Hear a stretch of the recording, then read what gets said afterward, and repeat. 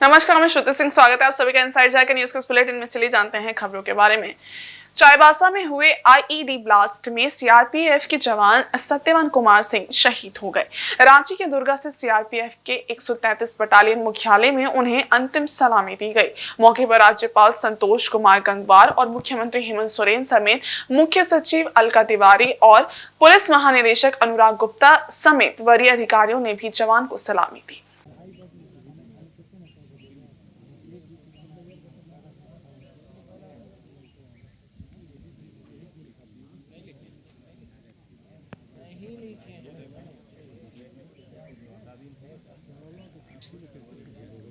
अपने शोक संदेश में राज्यपाल संतोष कुमार गंगवार ने इस घटना को काफी दुखद बताया। उन्होंने कहा कि झारखंड में नक्सली गतिविधियों पर काफी हद तक रोक लगाई गई है। राज्यपाल ने कहा कि वॉर 2026 तक पूरे देश को नक्सल मुक्त बनाने का अभियान चलाया जा रहा है।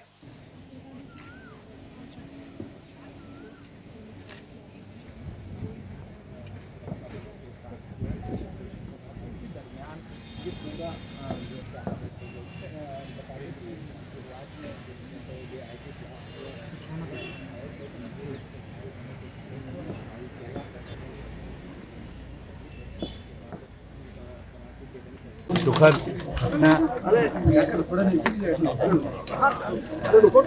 सब इंस्पेक्टर राजेंद्र बामा अभी जानकारी में आया है कि हमारे राज्य की सीमा के पास ही ये दुर्घटना हुई है। हमें इसका बहुत ही दुख है और संबंधित जानकारी हम लोग एकत्रित कर रहे हैं।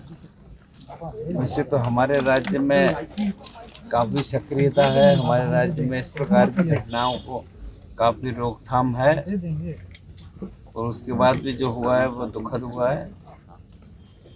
और हमें लगता है कि जैसा कि इस दिशा में प्रयास चल रहा है कि पूरे देश के अंदर अगले वर्ष तक इस घटना को समाप्त करने का जो चल रहा है और बहुत सक्रियता के साथ हमारी मिलिट्री पैरामिलिट्री इस काम में लगकर काम कर रही है। पर जैसा जानकारी में आया, ये हमारे सब इंस्पेक्टर उत्तर प्रदेश के निवासी थे। बहुत ही दुखद दुर्भाग्यपूर्ण उनका मृत्यु हुई है। अब इसमें इस मौके पर मुख्यमंत्री हेमंत सोरेन ने कहा कि नक्सलियों के खिलाफ चलाए जा रहे एक सघन अभियान के दौरान इस तरह की घटना हुई है। घटना से वे काफी मर्माहत हैं। मुख्यमंत्री ने कहा कि दुख की इस घड़ी में जवान के परिजन के साथ राज्य सरकार खड़ी है।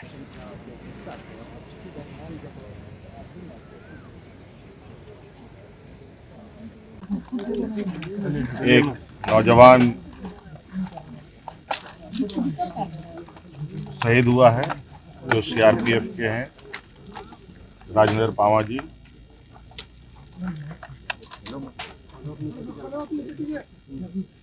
एक सघन ऑपरेशन के दौरान ये घटना घटी है। क्योंकि आप सब लोग देख रहे हैं और आप लोगों को मालूम है, विगत कई वर्षों में झारखंड आसपास सटे हुए राज्यों में लगातार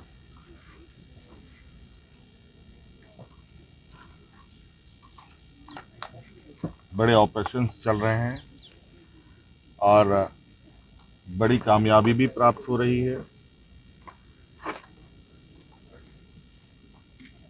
जिस तरीके से ये घटना घटी है, निश्चित रूप से इस घटना को लेकर हम सभी मर्माहत हैं।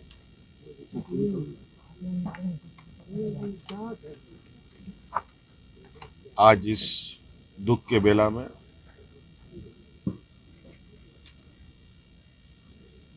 इस जवान के पूरे परिवार के साथ सरकार खड़ी है।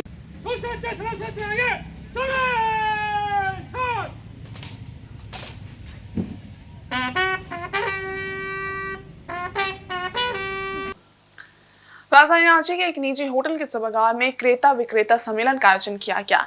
इस सम्मेलन में बतौर मुख्य अतिथि के तौर पर कृषि पशुपालन एवं सहकारिता मंत्री शिल्पी नेहा तिर्की ने शिरकत की। जागरूकता लाने के लिए, जागरूकता सृजन के लिए वो सारी सामग्रियां इसमें समाहित है। जो कार्यक्रम का उद्घाटन उपस्थित सभी अतिथियों के द्वारा दीप प्रज्वलित कर किया गया। इस सम्मेलन का उद्देश्य झारखंड के जैविक उत्पादों और राष्ट्रीय अंतर्राष्ट्रीय बाजारों के संभावित खरीदारों के बीच खाई को पाटना को लेकर रहा।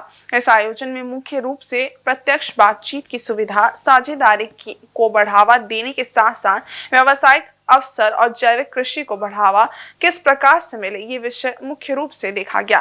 कार्यक्रम को संबोधित करते हुए कृषि एवं पशुपालन सचिव ने कहा कि झारखंड के गांव में जैविक एवं प्राकृतिक कृषि प्राय देखी जाती है। पर्यावरण को बचाए रखने के लिए जैविक कृषि बहुत हद तक कारगर साबित होती है।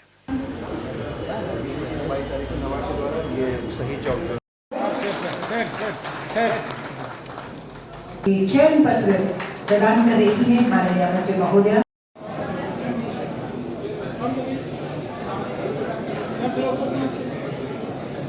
हमारे साथ काम कर रहा है। मैडम के तरफ से एक एक ऑर्गेनाइजेशन का डिटेल में जाकर रिव्यू करके उस ऑर्गेनाइजेशन के कैसे स्ट्रेंथन किया जा सकते हैं, उसी में डे टू डे बेसिस पर पहल किया जा रहा है। उसी दिशा में ये औफाज का भी एक स्ट्रेंथनिंग के उद्देश्य से इस तरह का आयोजन आज किया गया है। हम सब जानते हैं आज ऑर्गेनिक नेचुरल फार्मिंग बहुत ही इम्पोर्टेंस के साथ became a buzzword. Everybody is discussing about organic and natural farming. कई कारणों से आज हम लोग मॉडर्न लाइफ में मॉर्बिडिटी का हिसाब जो करते हैं, जो आदमी का जो बीमारी होने का जो संभावना है, बीमारी की अवस्था के बारे में जब भी चर्चा करते समय अपना फूड हैबिट्स में आ जाता है, तब लोग सोचते हैं नहीं खाना ठीक करना चाहिए, अच्छा खाना खाना चाहिए, गलत पेस्टिसाइड्स अवॉइड करना चाहिए।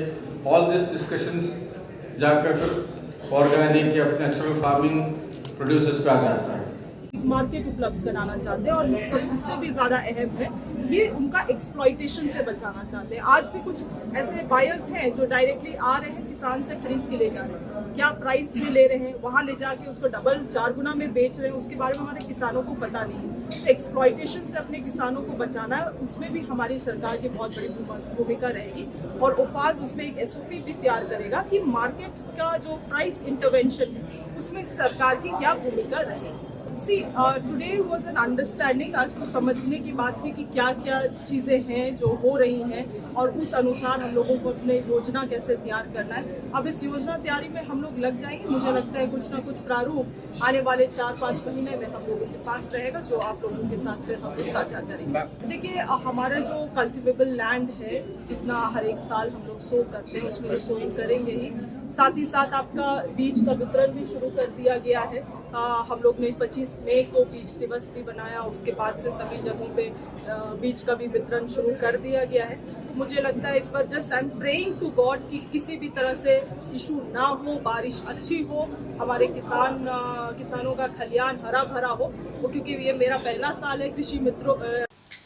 रांची के नगड़ी के कुदलौंग गांव में राष्ट्रीय स्वयंसेवक संघ के सौजन्य से प्रकृति के बीच एक शैक्षणिक नगर का निर्माण किया गया है।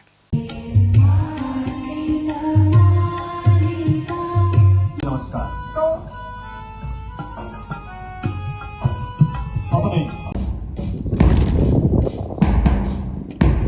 एक शिक्षा का समन्वय हम सभी देख रहे हैं। संस्कार युक्त भारतीय ज्ञान परंपरा के अनुप्रशिक्षण कार्य हेतु आचार्यों को प्रशिक्षण दिया जाता है, जहां आज राज्य भर में कार्यरत संस्कार केंद्र और शिशु मंदिरों के आचार्यों का प्रशिक्षण कार्यक्रम का समापन किया गया। कुदलौंग के इस शैक्षणिक नगर में 27 मई से 15 जून तक ये विशेष आचार्य प्रशिक्षण कार्यक्रम का आयोजन किया गया था, जिसमें राज्य भर के 400 से अधिक प्राचार्यों ने हिस्सा लिया। विद्या भारती के इस प्रशिक्षण में योग शिक्षा पर विशेष जोर दिया जाता है। यहाँ सूर्य नमस्कार को नए तरीके से प्रस्तुत किया जाता है। आचार्य प्रशिक्षण कार्यक्रम के समापन समारोह में विभिन्न जगहों से आए हुए आचार्यों ने शिक्षा के 5 आयामों को प्रस्तुत किया। मौके पर विशेष पत्रिका का विमोचन भी किया गया। नुकसान किया था वो ये किया था कि हमारी शिक्षा व्यवस्था को पूरी तरीके से ध्वस्त कर दिया। हमारे जो गुरुकुल थे, हमारी जो आचार्य परंपरा थी, वो पूरी तरीके से नष्ट कर दी गई थी। 1947 में 15 अगस्त को आज़ादी प्राप्त करने के बाद हमारे सामने जो सबसे बड़ा चैलेंज था वो अपनी पुरानी शिक्षा व्यवस्था को पुनर्स्थापित करना, उसे फिर से जागृत करना। और आज़ादी के 5 वर्षों बाद ही 1952 में विद्या भारती की स्थापना हुई और विद्या भारती ने 1952 से लेकर आज 2025 है पूरे देश भर में एक भारतीय शिक्षा पद्धति आधारित विद्यालयों की जो श्रृंखला खड़ी की है, वो पुनः भारत को एक दिन विश्वगुरु बनने में सहायक होगी, इसमें कोई संदेह नहीं है। इस अवसर पर विद्या भारती के प्रदेश अध्यक्ष राम अवतार नरसरिया ने कहा कि विद्या भारती का मुख्य उद्देश्य ऐसा शिक्षा व्यवस्था तैयार करना है जो राष्ट्र निष्ठ और कर्तव्य निष्ठ नागरिक तैयार कर सके और भारत के पुराने वैभव को पुनः स्थापित कर सके। यहाँ पर हम सभी सूर्य नमस्कार के विभिन्न आसनों को एक लयबद्ध प्रयोग के स्वरूप में देख रहे हैं। 10 आसनों का एक अनूठा प्रयोग। ओम रवे नमः।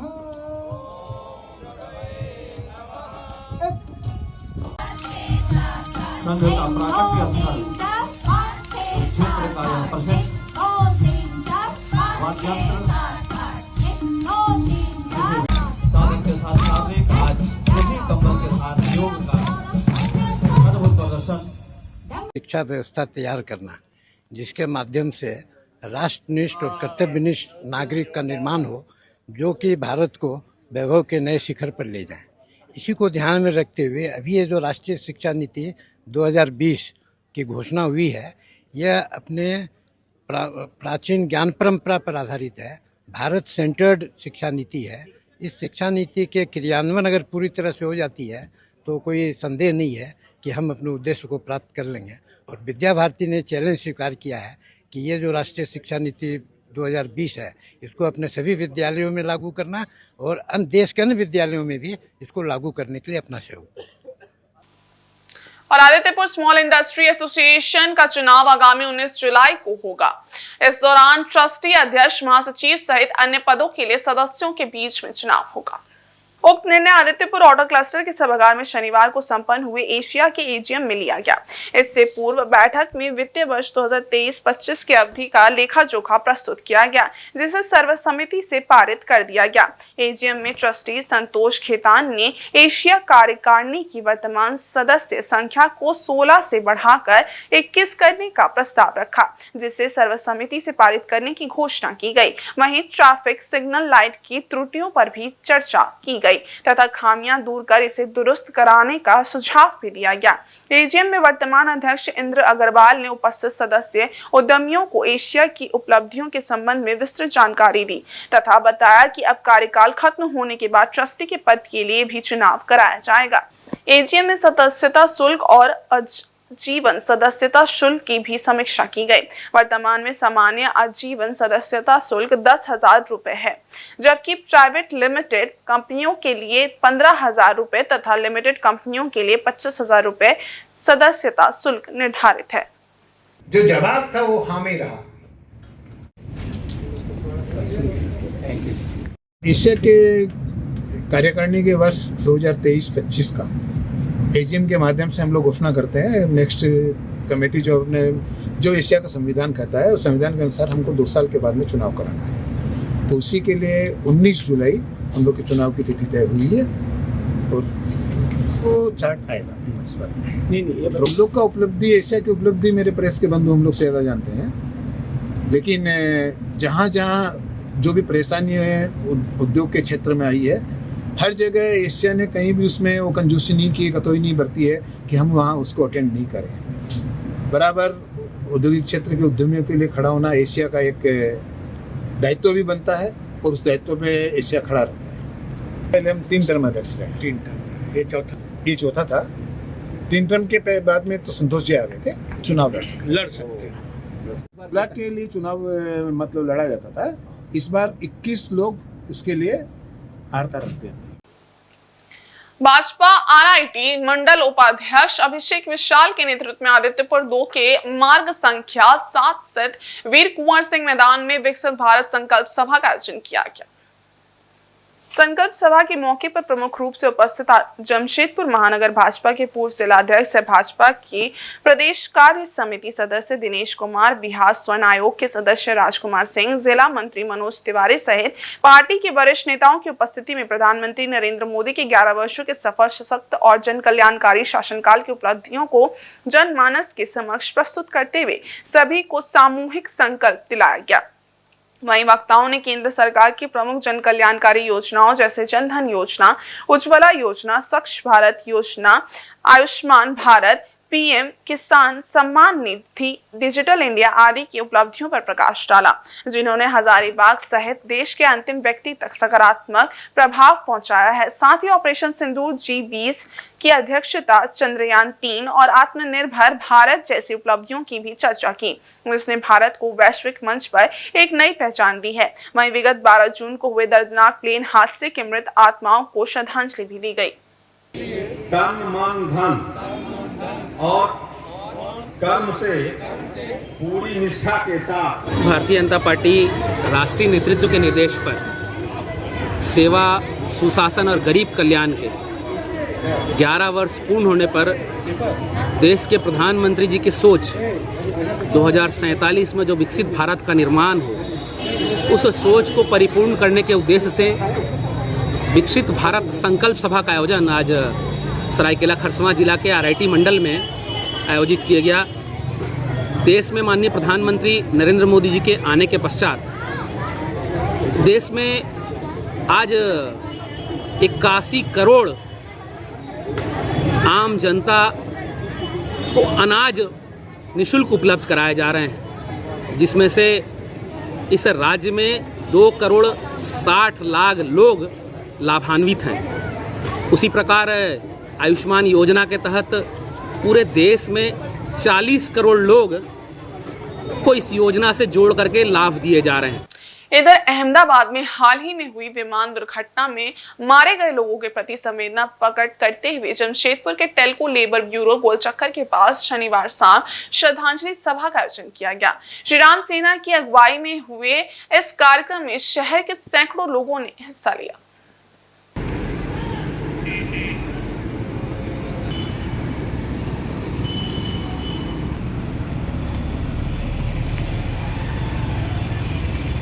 कार्यक्रम की शुरुआत 2 मिनट के मौन से हुई, जिसके बाद उपस्थित लोगों ने मोमबत्तियां जलाकर मृतकों की आत्मा की शांति के लिए प्रार्थना की।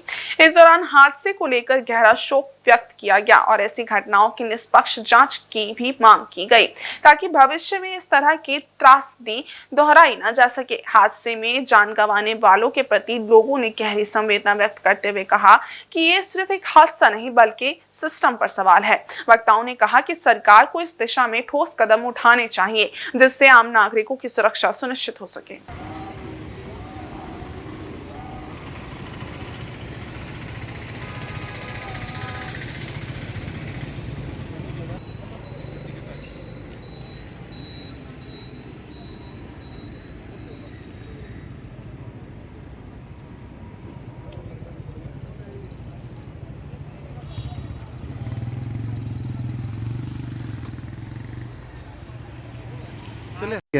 जैसा कि हम सबों को ज्ञात है कि विगत कुछ दिनों पहले अहमदाबाद में जो विमान दुर्घटना हुई है, जिसमें हमने अपने 300 से अधिक भाई बहनों को खोया है। जो क्षति हुई है उस क्षति को पूर्ण नहीं की जा सकती है। इस दुख की घड़ी में भगवान उनके परिवार को दुख को सहने का शक्ति प्रदान करे। और साथ ही मैं पूरे भारतवर्ष के तरफ से प्रभु को अरदास करूंगा कि प्रभु अपने चरणों में उन हमारे सभी भाई बहनों को स्थान दे। और साथ में मैं टाटा घराना को साधुवाद देना चाहूँगा, जिन्होंने क्षणिक भी देरी नहीं करते हुए तुरंत अपना एक कदम आगे बढ़ाया। इसके लिए उन्हें कोटि कोटि धन्यवाद और साधुवाद है।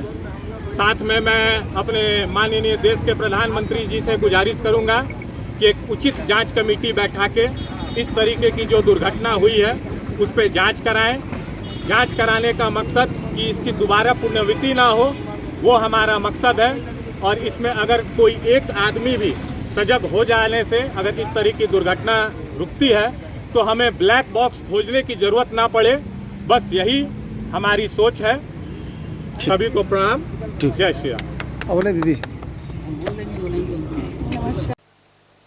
इधर जमशेदपुर के सामाजिक संस्थान प्रतीक संघर्ष फाउंडेशन ने विश्व रक्तदाता दिवस पर अनोखी पहल की है, जहां सिर्फ और सिर्फ महिला रक्तवीरों के लिए जमशेदपुर ब्लड सेंटर परिसर में शाम 4 बजे से 6 बजे तक 2 घंटे का रक्तदान शिविर आयोजित किया गया है, जिसमें अधिक से अधिक महिलाओं की भागीदारी रक्तदान शिविर में सुनिश्चित हो और रक्तदान जागरूकता को भी बढ़ावा मिले। सबसे पहले अहमदाबाद प्लेन क्रैश में प्राण गंवाए लोगों के दिवंगत आत्मा की शांति हेतु 1 मिनट का मौन रखकर श्रद्धांजलि अर्पण करते हुए शिविर की शुरुआत हुई। वहीं 35 महिला रक्तदाता रक्तदान करने पहुंची, जिसमें 17 सूरवीर महिला रक्तवीरों ने आज विश्व रक्तदाता दिवस पर रक्तदान किया। बाकी महिलाएं हीमोग्लोबिन कम होने के चलते वंचित रह गए। रक्तदान करने के पश्चात सभी रक्तवीरों को हाथों हाथ प्रशस्ति पत्र प्रतीक चिन्ह देकर सम्मानित किया गया।